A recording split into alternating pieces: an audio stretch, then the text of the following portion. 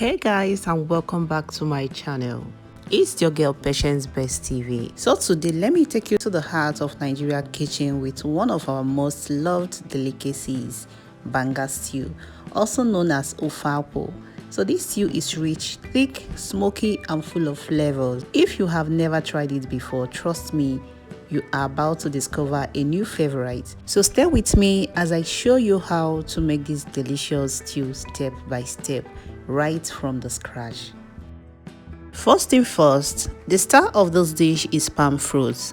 So for this recipe, you will need fresh palm nuts, already washed. Place them in a pot, add water and let them boil until the flesh is soft and tender. So if you're not sure how to extract your own palm nuts, check my previous video on how I did process mine. So I did a very detailed video on how you can extract your own palm fruit using simple and easy method. So once you are done watching that video, you can come back to this. Let's continue from this part. So here are all the ingredients I'm going to be using in making this Banga stew. So, and here is the protein. I am using beef for this cooking. You can use goat meat, beef, assorted meat, or even cow leg for this soup, and it's still going to taste really nice. Some even use chicken and turkey for this cooking and it still come out nice. So I have blended onion, I have my blended crayfish, I have my catfish, stockfish, and the local spices. There is no Banga stew without local spices, but if you don't have local spices, you can make do with what you have. So just make sure the stock you are using for cooking this stew is well seasoned. So in case you're wondering where to get those Banga local spices, you can get them from your local market where you buy your spices and foodstuffs. So for the rest of the ingredients, I'll be listing them down below, so do well to check the description box. Now let's give some attention to the protein of the day. I'll be placing the pre-washed beef into the pot, followed by salt, seasoning cube, pepper, onion, curry powder and some water. Stir this really well, add some water and cook until really tender. The stock from this meat will go straight into our stew, so don't throw it away because that's where a lot of flavor comes from. So a few minutes into cooking the meat, I'm going to stir properly, add some water. I'll add the washed stockfish to the pot to cook alongside with the meat until they are fully done.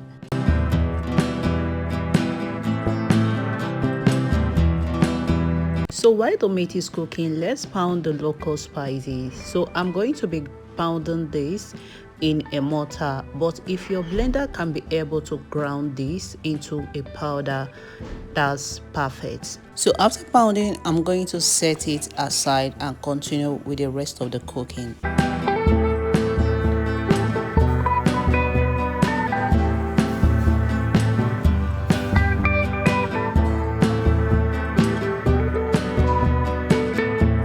After cooking the Banga fruit extract for a while, this is what it has reduced to. Remember when we started off, the Banga extract has a lot of water content. So now I'm going to transfer the cooked extract into another pot to filter the residue lying beneath the pot. This process is really necessary. It helps removing any form of chaffs that find its way to the extract. So I am going to transfer the liquid and continue cooking from there.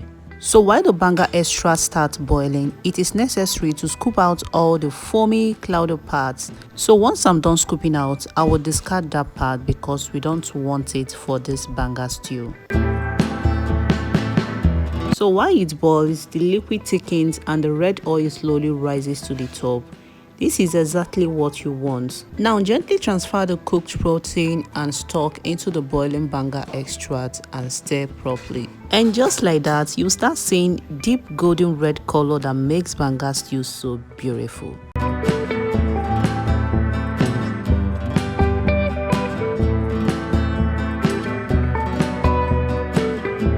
And this is where the Banga stew start making sense. Traditionally, Banga stew uses special spices like Banga spice mix, dried fish, and some other ingredients. So I'll start adding them one after the other, but don't worry if you don't have every single spices. The main idea is to build a rich, smoky, earthy flavor. So I'm going to be adding my crayfish, pepper, the local spices, salt, then cover and let it simmer gently. And trust me, you will know you are on the right track when the whole kitchen smells like pure comfort food. If you're watching up to this moment, just know that I am sending hugs right away. You are really important to me, and I love that you are here. So if you love what you are seeing, don't forget to leave a comment and like this video. Share this video to someone who might find this really important and helpful. So now let's bring everything together by adding the rest of the ingredients. I'll be adding hunger spices, not cubes. You can use your preferred spices, but make sure it aligns well with the taste of the stew, because you still want to retain the natural bursting flavor of the banga stew. I'm also adding banga spices. It contains the ehuru and some other local spices. Now I'll be adding my pre-washed dried catfish. This fish elevates the taste of the stew even further, so make sure you don't skip it. So now I'll be scooping in the blended onion into the palm stew. I use lots of onion for this stew. As you can see, Ofe Akwu tastes better when you add enough onion, and that's the secret of making a mouth-watering banga stew. It gives it that bursting flavor you're going to enjoy. So I'm going to combine everything together, letting the fish, the spices marry each other well. So now I'm going to add some salt for taste and add my blended crayfish into the cooking.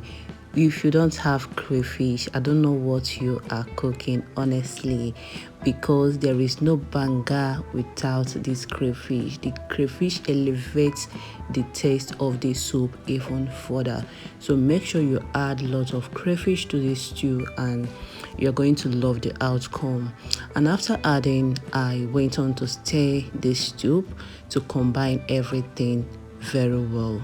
So next, I have my vegetable, which is my scent leaf. After adding all the spices, I'm going to cover and let it cook for about 2 to 3 minutes. And this is the outcome, guys. So now I'm going to be adding my scent leaf. If you are making use of fresh scent leaf, you are going to be adding it at this point. After adding, I have to stir and let it cook for extra 1 minute. At this point, guys, my kitchen smells heavenly. If you have not tasted banga stew before, trust me, from the aroma emitting from my kitchen is going to drag you into eating Ofe Akwu. So final but not the least, I'm going to be adding my cut pumpkin leaf into the stew. The goal is to keep all the veggies really fresh, so I'm going to sprinkle this and let it steam up a little bit. I am not going to cook this for so long because I want my vegetable to still remain fresh each time I dish out this stew. So this is how I retain freshness for my vegetable each time I cook banga stew. And here you have it, guys, banga stew that is rich, smoky and bursting with flavor is super ready. Serve it hot with rice, yam or even starch. You can have this with swallow and watch everyone at the table fall in love with your cooking. So cooking banga stew takes a lot of time, but every single step of it is worth it. So if you have been craving something truly authentic and delicious, this is the recipe you have been waiting for. So don't just watch, try it out and thank me later. So after cooking, the banga stew releases a lot of oil, which makes it more juicy.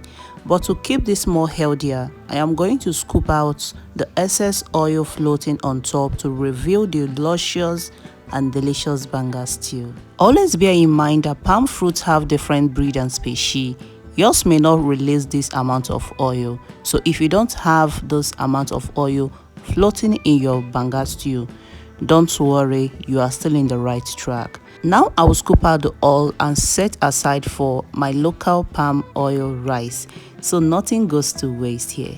If you enjoy or found this recipe helpful, don't forget to like, comment and subscribe for more Nigerian dishes made with simple and easy ingredients. Thanks for watching, and I'll be seeing you guys on my next video. So till then, bye bye.